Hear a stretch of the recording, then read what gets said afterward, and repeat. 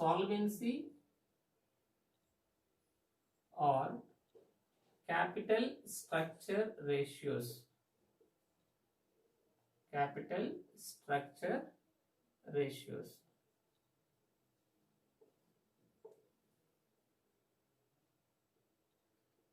So, before discussing about the different ratios under the solvency or the capital structure ratio, let us understand what is the solvency ratios. What is solvency ratios? Yes, solvency means the ability of the business to repay its outside liabilities, or solvency means the ability of the business to repay the long-term liabilities of the business, or these ratios are used to measure whether the business is in a position to meet the long-term commitments. So these liabilities may be categorized as short-term liabilities and long-term liabilities. So short-term liabilities can be paid by the business. For that we need to calculate liquidity ratios. If you want to know the financial position of the business in terms of solvency, we require to apply these solvency ratios, whether the company is in a position to repay the long-term liabilities or not. Now let us see one by one the different types of capital structure ratio. The first ratio is that debt equity ratio. Debt equity ratio. This is very important ratio for the business in order to know the solvency position. So this ratio is calculated to judge the long-term financial policy of the business. The ratio establishes the relationship between long-term funds and the owner's funds, that is debt and equity, long-term funds and the owner's funds. The formula for calculation of the debt equity ratio is debt by equity or the long-term loans by shareholders funds. Here DEBT, debt by equity or long-term loans by owners funds.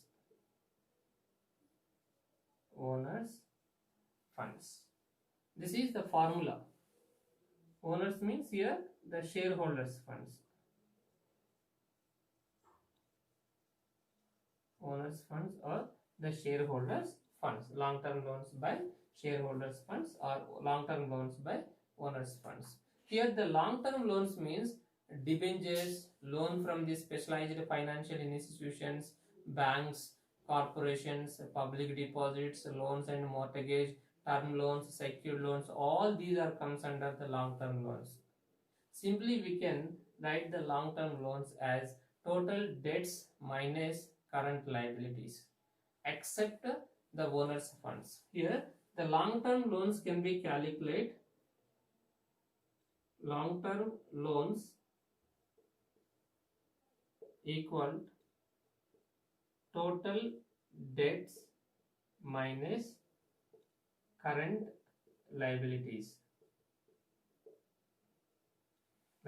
This is an equation used to calculate the long-term loans or debentures, loans from the financial institutions, special loans, bank and corporations, public deposits, loan and mortgage, term loans, secured loans, all the loans including debentures comes under the long-term loans. That is total debt minus current liabilities. And the second variable that we need to calculate here is shareholders funds. Who is shareholder? Shareholder is people. The shareholders are the people who are investing in the business, and these people are also called as owners of the business. Equity means here the owners or the shareholders funds. Shareholders nothing but owners funds only. So shareholders funds means here total assets minus total debt, that is equity share capital, preference share capital, profit and loss account, uh, reserves and surplus, and if any. So all these are comes under the shareholders fund. Simply we can write here this as total assets minus total debts. Total assets minus total debt. Total assets minus total debt, or we can also write it as equity capital plus preference capital plus reserves plus P&L account plus if any other than debts, any other than debt. So total assets minus total debt equal to the shareholders funds, or equity share capital, preference share capital, reserves and surplus, profit and loss account information, or any capital which is provided by the owners comes under the shareholders funds. So once you calculate these two variables, you need to substitute in the formula in order to calculate debt equity ratio. So this is very important ratio which used to analyze the solvency position of the company in order to understand whether the company is able to meet the long-term commitments or not.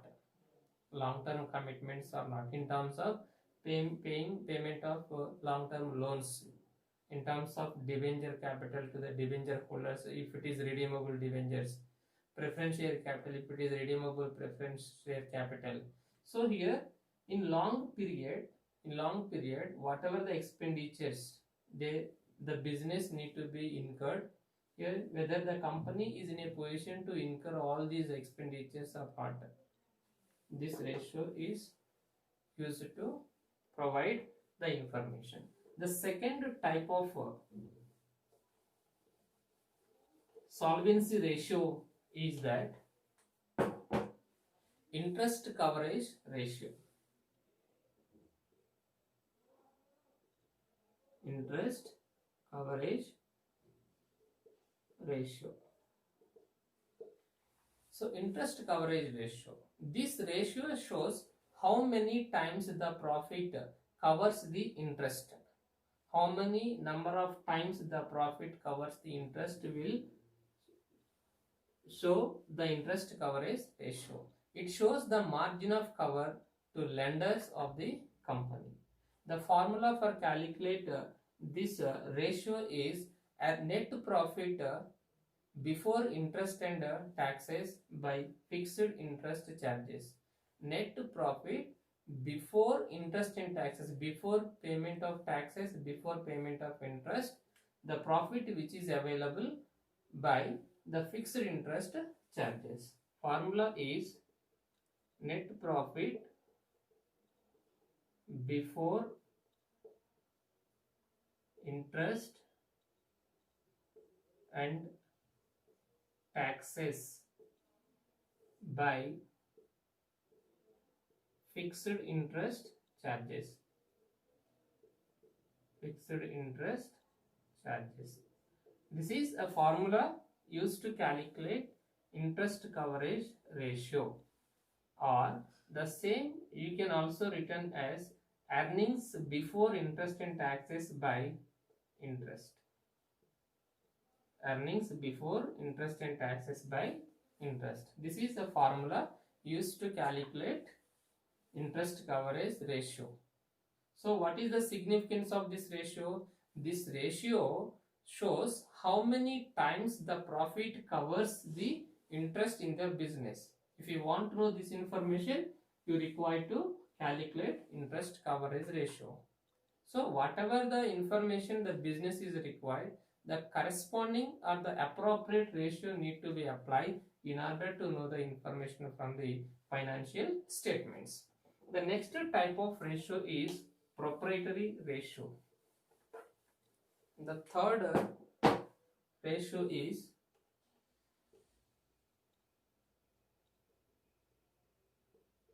proprietary ratio. Right. What is proprietary ratio? So this ratio indicates the relationship between proprietor's funds and the total funds. What is the relationship between the total funds and the proprietary funds? Proprietary funds means shareholders funds or the owner's funds, and the total assets means the assets that are available in the business. So here the proprietary ratio is used to know the relationship between the proprietary funds and the total assets. So the proprietary funds includes equity share capital, preference share capital, reserves, capital reserves, revenue, accumulated surplus, profit and loss account, everything except the debts and current liabilities. All the items available, the liability side of the balance sheet is comes under the proprietor's funds. Whereas the total assets means the right hand side of the balance sheet, that is total assets of the business. So here the formula for calculation of proprietary ratio is proprietor's funds by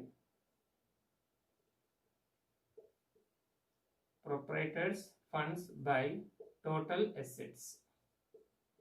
Total assets, where proprietor's funds equal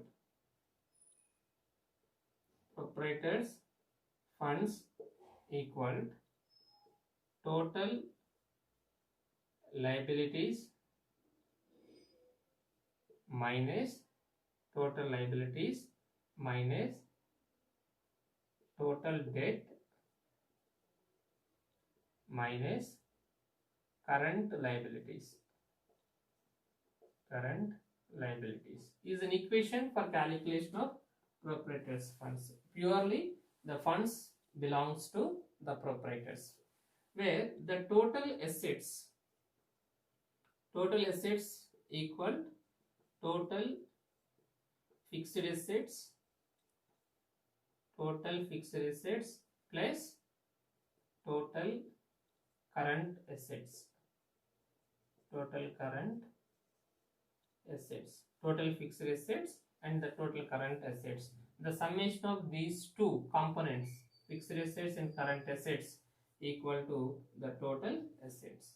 So we need to find that these two variables from the given information or the financial statements in order to calculate the proprietary ratio.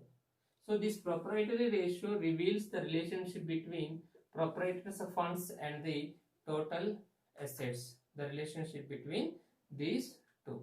So the next ratio which is comes under the solvency ratios is that debt ratio or total debt ratio.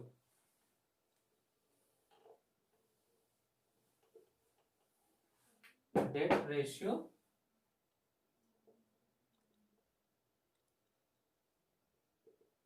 or total debt ratio. Or total debt ratio.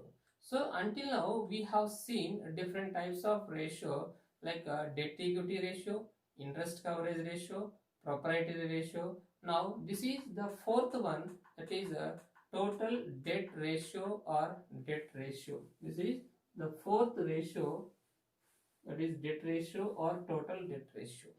The total debt ratio is defined as the ratio between debt, that is total debt, and the total assets.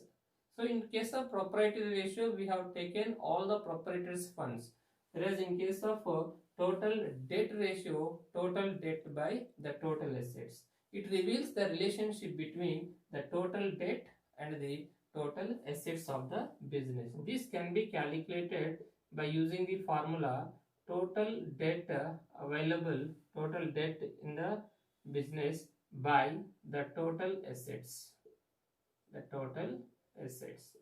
Where total debt means debentures long-term loans, secured loans, all types of loans, and the total assets equal here the total debts equal debentures. Simply we can say debentures plus any long-term loans. Long-term loans comes under the total debts, and total assets equal total current assets, total fixed assets plus total current assets. Total current assets. These two are the components for calculation of total assets.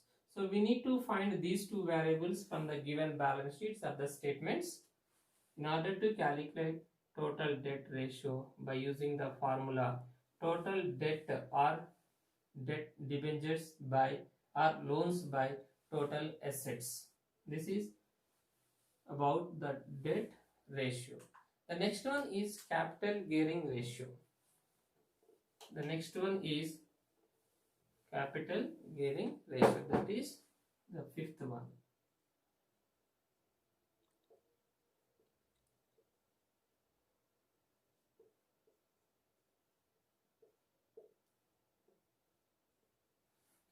Capital gearing ratio. So this ratio is used to analyze the capital structure of the firm. It indicates the relationship between the various types of securities and capitalizations such as debentures, preference shares and the reserves. And this can be calculated by using the formula preference share capital plus debentures plus long-term borrowings by equity funds except the current liabilities. So capital gearing ratio reveals the relationship between the preference share capital, debentures, long-term borrowings and the equity funds. Here the preference share capital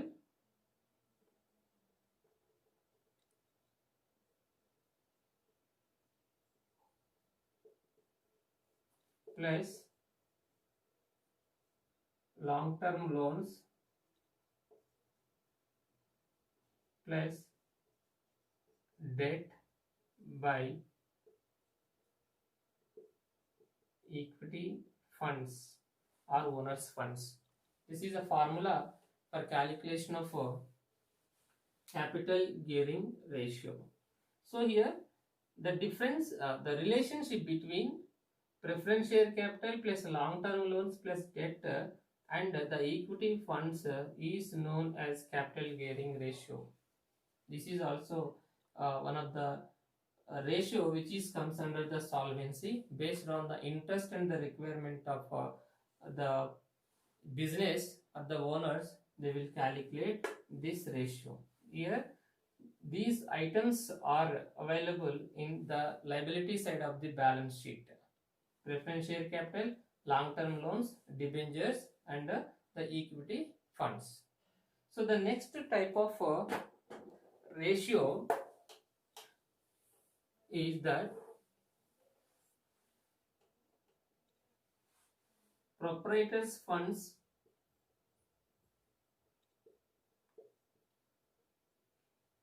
to total assets. Proprietors funds to total assets means here proprietors funds by total assets is the formula for calculation of proprietors funds to total assets. Proprietors funds means owners funds. Owners funds. So the relationship between proprietors funds to total assets defined as the relationship between proprietors funds or the owners funds and the total assets is known as proprietors funds to total assets, or the ratio between these two components of the variables is known as proprietors funds to total assets. The next one is fixed assets to proprietors funds.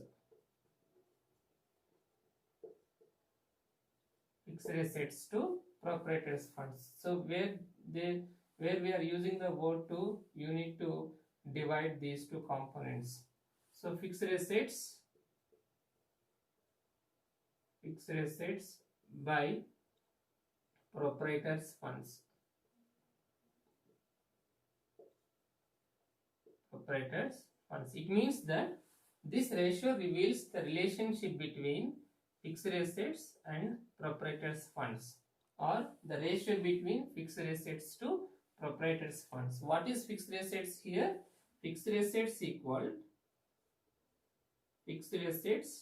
equal total assets minus total current liabilities, current assets. The difference between the total assets and the total current assets is known as fixed assets, total fixed assets. So we can calculate by taking the difference between these two, we can calculate fixed assets. The next one is current assets to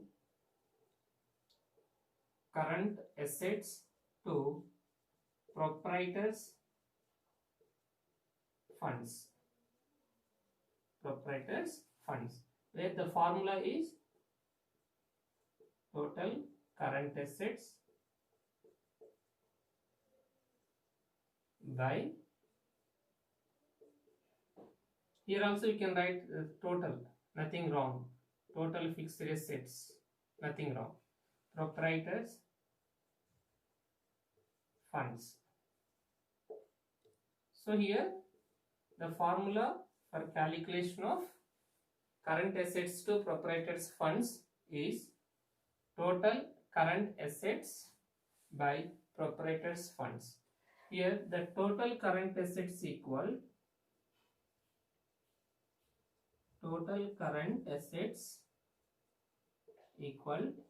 total assets minus total fixed assets. This is an equation to calculate total current assets. So these three formulas are also important respect to solvency position of the business. That is proprietors funds to total assets, fixed assets to proprietors funds, current assets to proprietors funds. So in these three formulas, the common component is the proprietors funds. We are finding the relationship between proprietors funds with the assets, that is total assets, current assets and fixed assets. So they are the different formulas or the ratios or comes under the solvency or the capital structure ratios, which are used to determine the financial position of the company respect to the long-term solvency. Means whether the company is in a position to satisfy the long-term commitments, to meet the long-term commitments. So this is about the solvency or capital structure ratios. So the next fourth type of ratios, as per the classification on the basis of functions, the fourth type of ratio is that profitability ratios.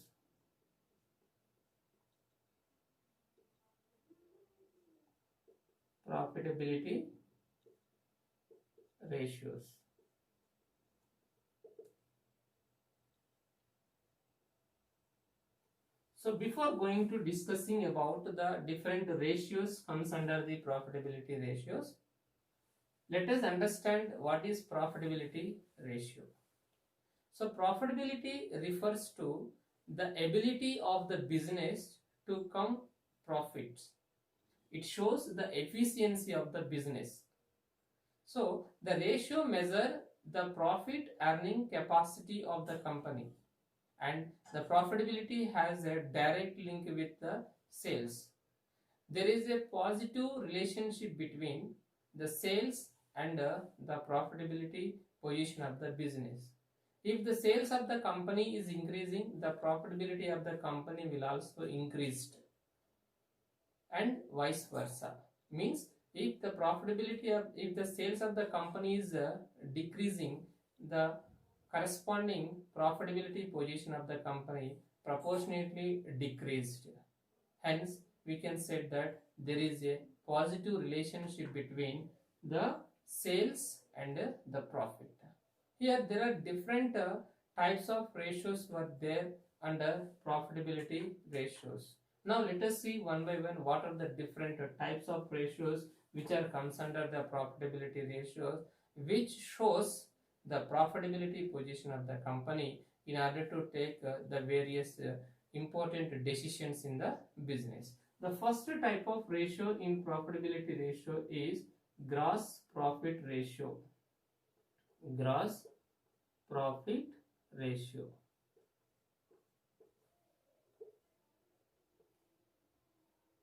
Gross profit ratio. So it is also written as GPR, gross profit ratio. So this ratio shows the relationship between gross profit and sales.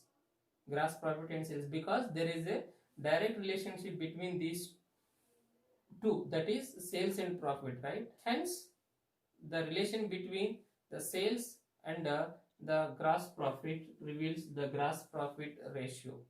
This ratio shows the margin of the profit on sales. In order to calculate this ratio, require gross profit and the net sales of the business. Means to calculate this gross profit ratio, we require gross profit as well as the net sales of the business. So hence the formula for calculation of this ratio is gross profit by net sales into 100. It measures in terms of percentages. Gross profit by net sales into 100, where gross profit means gross profit, where gross profit equal total sales plus closing stock minus and the cost of goods sold, or the total sales minus cost of goods sold used to calculate the gross profit. Gross profit equal sales minus cost of goods sold. Simply we can also written this as sales minus CGS. CGS means cost of goods sold. Cost of goods sold, also written as CGS, sales minus cost of goods sold. Or if there is no cost of goods sold available directly, then you can take another equation, that sales plus cost of goods sold, cost of stock minus opening stock plus purchases plus direct expenses. Means here the debit side of trading account items are used to calculate cost of goods sold, right? So the credit side of the items minus the debit side of the items used to calculate the gross profit or gross loss. So here the gross profit can be calculated using the equation sales minus cost of goods sold. The significance, the importance of this, so net sales means we know net sales equal, we need to take the equation total sales minus sales returns. Sales returns. So the difference between the sales returns and the total sales used to calculate net sales. So we need to take these two components to calculate net sales, which are available in trading account. So total sales minus sales returns equal to net sales. Sales minus cost of goods sold equal to gross profit. These two equations are used to calculate these two variables After calculating these two, we need to substitute in the formula in order to calculate the gross profit ratio. So this gross profit ratio reveals the profit earning capacity of the business with reference to its sales. So increase in profit ratio will mean reduction in cost of production or direct expenses or sales at a reasonably good price, and decrease in the sales means here the cost of the production is increased. Here, based on the profit or the gross profit, we can understand, we can analyze whether the cost of the production is increasing or decreasing, direct expenses are increasing or decreasing. So based on this gross profit, we can analyze. This is what the importance or the significance of gross profit ratio. The second type of profitability ratio is net profit ratio.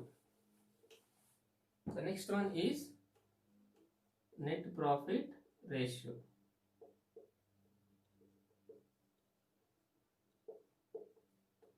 Net profit ratio. So net profit ratio reveals the relationship between net profit by net sales into 100. It is also measures in terms of percentage. This ratio establishes the relationship between the net profit and net sales that are conducted in the particular period, and net profit or the net income is the gross profit minus selling and distribution expenditures and all other financial expenses. Now here, to get the net profit equal gross profit minus operating expenses, we can say operating expenses, where operating expenses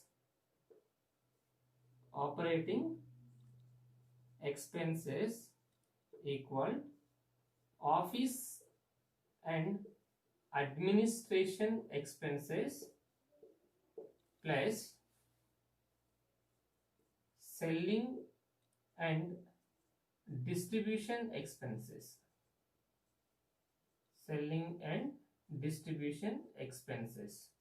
So these two are the components of operating expenses: office expenses, administration expenses, selling and distribution expenses are the components of operating expenses. So to calculate net profit, we need to use this equation, that is net profit equal to gross profit minus operating expenses, where net sales equal total sales minus sales returns equal to net sales. The relationship between these two equal to net profit ratio. So this profit ratio, net profit ratio, is also very important for the business in order to take the decisions, that is long-term decisions. So net profit ratio shows the operational efficiency of the business. Decreasing in the ratio indicates managerial efficiency and excessive selling and distribution expenses. Means the efficiency of the management is low when the net profit ratio is declines or the decreased. So based on this ratio, we can estimate the efficiency of the management in the business. How the people are playing a important role in reducing the expenditure in terms of selling and distribution, as well the office and administration expenses. The next type of ratio is expenses ratio. The third one is expenses ratio.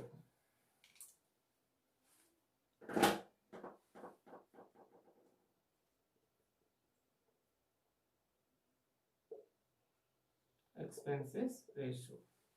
So expenses ratio means this ratio reveals the relationship between the expenditure that they have incurred in terms of office and administration or the selling and distribution, and the net sales of the business is known as expenses ratio.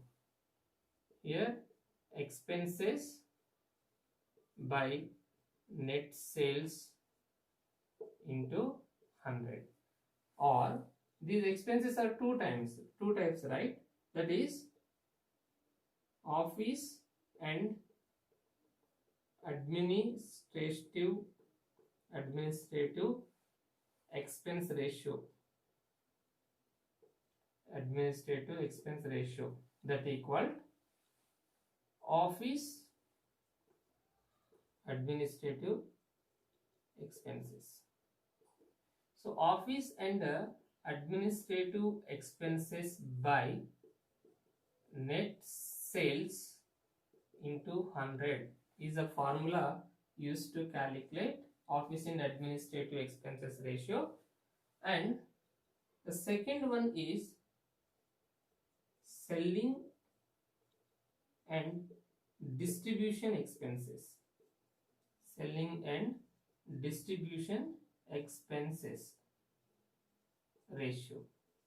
So it is also written as S and D expenses. A formula: selling and distribution expenses by net sales into 100.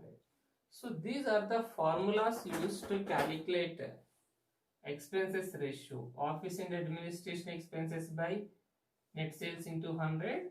Selling and distribution expenses by net sales into 100. Overall expenses ratio equal expenses by net sales into 100. So this ratio reveals the relationship between the expenses and the net sales. So these are the three types of formulas used to calculate respect to the expenses.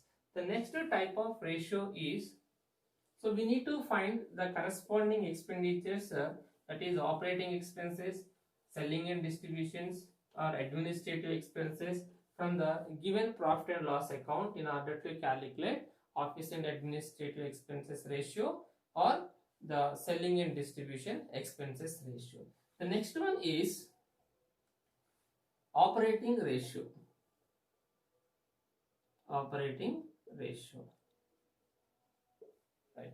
So operating ratio indicates the ratio of the operational cost to the sales. Means operating cost by sales is the formula for calculation of operating ratio. It means that operating cost consists of cost of goods sold and other operating expenses. The formula for calculation of this operating ratio is operating cost by net sales into 100, where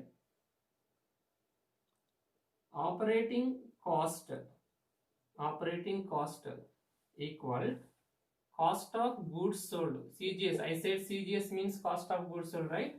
Cost of goods sold plus office and administrative expenses. I said O&A means office and administrative expenses plus selling and distribution expenses. I said S&D means selling and distribution expenses. So these are the three components are used to calculate operating cost, which can be used to calculate operating ratio. Cost of goods sold plus office and administrative expenses plus selling and distribution expenses. The summation of all these three components is used to calculate the total operating cost, which can be used to substitute in the formula in order to calculate operating ratio. So operating ratio is also very important in a business to understand, to estimate the total cost of the operation, the total cost of the production or total cost of the business. So operating cost, estimating this cost is very important in order to take the decision in reducing the cost of the operations. So this reveals the cost content and the operational expenses absorbed in the sales. It measures the efficiency and the profitability of the enterprise. How this cost is increasing, the profitability of the business will decrease. The next one is a return on investment. The next type of ratio is that return on investment, that equal return on investment, which is denoted by ROI, return on investment. So this is one of the most important ratio in the measure of overall profitability of the business. It indicates the relationship between the net profit with the capital employed in the business. The net profit, capital employed in the business. So what is the capital employing and what is the net profit generated in the business? The relationship between these two is return on investment. What are the returns? What are the returns on the investment? Capital invested in the business and what is the profit in the business? The relationship between these two is called as a return on investment. The formula for calculation of this return on investment is net profit before tax, interest and dividend. See, net profit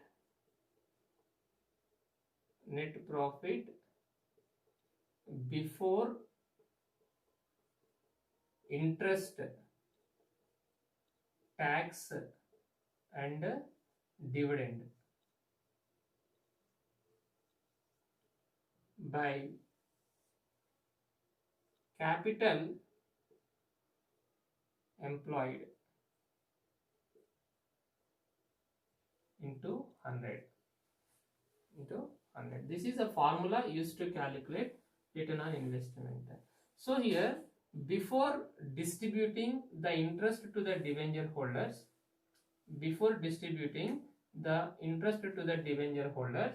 and taxes to the government and dividend to the shareholders, that is preference shareholders.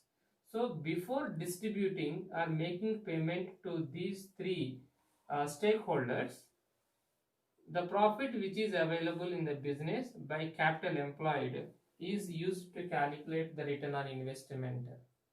So this is also very important to understand the efficiency of the business. Net profit before interest, tax and dividend, or simply we can also written as earnings before interest, tax and dividend by capital employed, CE. We can also written as CE, capital employed. This is also alternative formula for calculation of return on investment. What are the returns on investment? What are the returns on the capital employed in the business? So the significance of this capital return on investment is that it measures the operational efficiency and the borrowing policy of the enterprise. It also shows how effectively the total capital employed in the business in order to increase the profitability position of the business. The next one is, this is about the return on investment, which is very very important in examination point of view. The next one is return on equity. The next type of ratio is return on equity, which is also written as ROE. The ratio, or this ratio, return on equity, measures the profitability of the capital invested in the business by equity shareholders. See, before this return on investment, we have calculated the total capital invested by the equity shareholders as well as the debenture holders and all other people. But whereas in case of return on equity, we can consider only the capital invested by the equity shareholders only. That is what called return on equity. What are the returns on only the equity shareholders? What are the returns on equity capital? This ratio reveals or helps to determine the returns on the equity capital. As the business is conducted with a view to earn the profit, return on equity capital is measures the business success and the managerial efficiency also. So the formula for calculation of this return on equity is income after taxes, interest and preference dividend. So in the previous formula, including taxes, including interest and including dividend by the capital employed. But whereas in case of return on equity, we need to take income after taxes or net profit after taxes, interest and dividend, and the preference shareholders or the owners funds is known as return on equity. Now let us see the formula for calculation of return on equity, that is net profit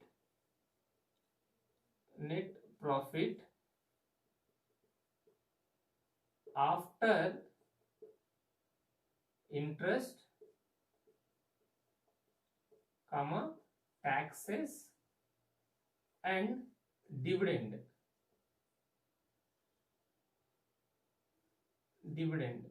by shareholders funds or equity shareholders funds. Equity shareholders funds.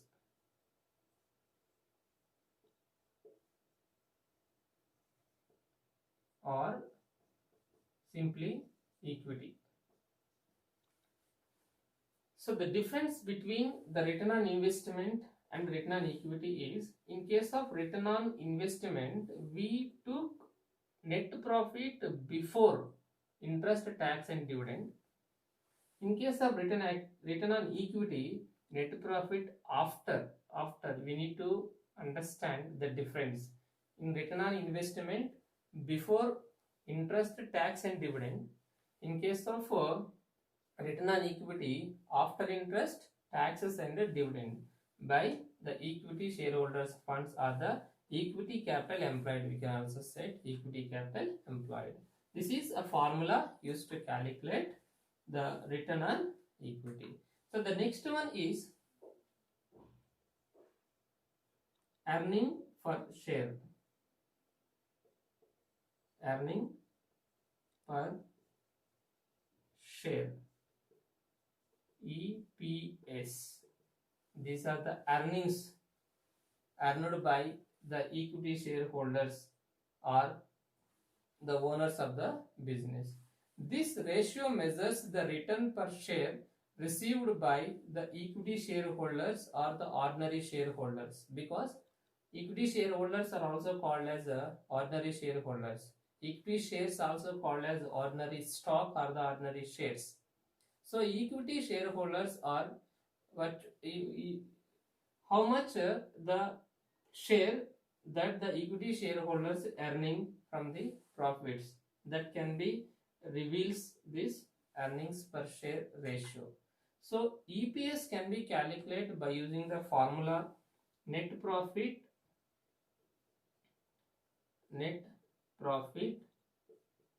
by the number of shares or ordinary shares. Number of shares or ordinary shares. This is a formula used to calculate earnings per share. So net profit here means net profit after taxes, interest and the dividends, after making all the clients, after making the payments to all the like outsiders, the remaining amount which is available in the business is known as net profit. Otherwise you can write here net profit equal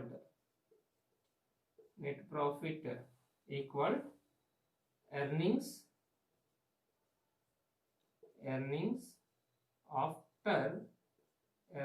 after interest, taxes and dividend. Interest, taxes and dividend, or simply we can write it as earnings after interest, taxes and dividend. these are the actual earnings available to the equity shareholders after making payments to all the outsiders. The number of shares or the ordinary shares means the total shares held by the equity shareholders in the business. The relation between the net profit and the number of shares is called as earning per share. Right? This is also very important respect to the equity shareholders. So by using this formula, the equity shareholders will come to know that what is the total is earned during that particular period by using this formula. So here the last three formulas, that is return on investment, return on equity, earnings per share, are the very important respect to the profitability ratios. How the capital is employing, how the equity shareholders are generating profits individually per share.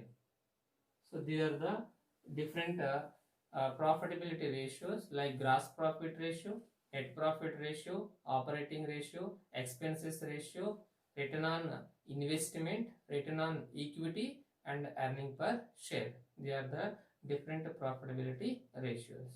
So my dear students, until now we have seen different types of ratios which are classified on the basis of the function. Right? These ratios are very important in every business. As we discussed, there is no standard list of ratios for the any particular area or any particular business. Based on the situation, based on the nature of the business, based on the time, so we require to apply the different types of ratios, and also based on the need and requirement. If they want to know the profitability of the position, they will apply profitability ratios. Again, in profitability ratios, if they want to know how much they are earning per share, we require to apply EPS, earnings per share. Similar manner in solvency or capital structure ratios also, based on the requirement, they can apply the ratio. So that is debt equity ratio, interest coverage ratio, or proprietors funds to total assets, fixed assets to proprietors funds, current assets to proprietors funds, or interest coverage ratio. So based on the requirement, they will apply any one of the ratios in order to calculate, to understand the solvency position of the business. Whereas in case of turnover ratio, to understand and estimate the total sales that they have conducted, or what is the turnover position of the business, in order to estimate the profits, thus turnover ratios are used. So here the very important ratios in turnover ratios are working capital turnover ratio, total capital turnover ratio, fixed turnover ratio, debtors turnover ratio, creditors turnover ratio, and inventory turnover ratio or stock turnover ratio. And coming to the liquidity ratios, so liquidity ratios are used to estimate the short-term solvency of the business. Means that to understand whether the company is in a position to meet the short-term commitments. For that, the business is required to calculate the liquidity ratios, that is current ratio, quick ratio, and absolute liquid ratio. So these are the different types of ratios based on the function we have classified. My dear students, this is a very important concept in examination point of view. It comes under the 5th unit. Okay, thank you.